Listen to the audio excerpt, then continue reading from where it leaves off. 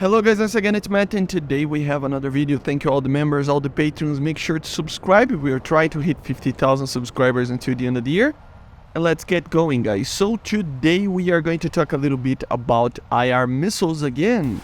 And I don't know, guys, I don't know about you, but I do feel like they are actually working on adding more advanced missiles. Maybe not this patch, maybe not near, but I think the addition of more realistic heat signatures in aircraft with afterburners is just basically a step in the right path of being more realistic in the game. And with that, I think every basically missile became a little bit like more susceptible to flares. Especially some of them, like the M9L right now, the Lima is just, it really does like some flares. But all missiles are liking flares right now, but the M9L suffered the most amount of change. If you feel like playing it, you will feel that. And I don't know, I just feel that all of that means that they are probably going to add proper IRCCM missiles. As I said, maybe not now, maybe not in the near future, but soonish, I think. We are already getting into a position, and that's something that I always talked about it, how depending on how advanced the aircraft became in the game, so the more we go into the future, is not something like, oh, we need missiles just for balancing purposes, or just because it is cool to have missiles that are better. We will need better missiles because better missiles means that you actually will manage to kill these more advanced aircraft. If we don't actually have good missiles, it is going to be just cannon fest with the aircraft. I know a lot of people would actually enjoy that, but we need missiles that accompany the basically the year, or at least technology-wise, in the same era of the aircraft that we are going to get. An example would be, for example, having an R3S on a MiG-29. It would be completely useless, almost useless, because it is very hard to actually fight aircraft that are so fast and turning so much, like an F-16 or anything like that, right? You would barely get a kill with that. Probably never get a kill with that. So obviously we need better missiles. So that's kind of an extreme line of thought, but still it kind of works as an example, right? And the R60M, it is already kind of stretching its legs a little bit further than it should. From the get-go, the MiG-29 in real life already had the R73, and I know, R73s, if they are correctly implemented, they will be probably the best missile in the game. But it's not like the other ones, they don't have proper missiles as well, right? So yeah, for example, the M9M, it is in performance the same as the M9L, so the R73 in that sense will be better than the M9M. But together with the IRCCM, a very good IRCCM that it had, and together with the smokeless engine, it doesn't mean no smoke, but it would be harder to see that missile a little bit. It would mean that the M9M would suffice, it wouldn't be that good compared to the other ones that we're going to talk about, especially the R73 in my opinion, but the M9M would be an amazing missile. So yeah, it would be kind of countering that heat kind of nerf that the M9L got, right? These would be the main missiles that we would see for most of the nations.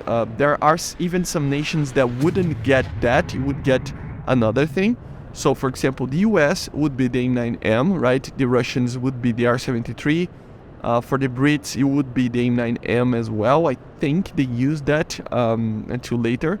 The Germans would be basically the R73 in the MiG-29, and the M9L, I think it would continue to be used in other aircraft like the F4F ICE if it's ever added.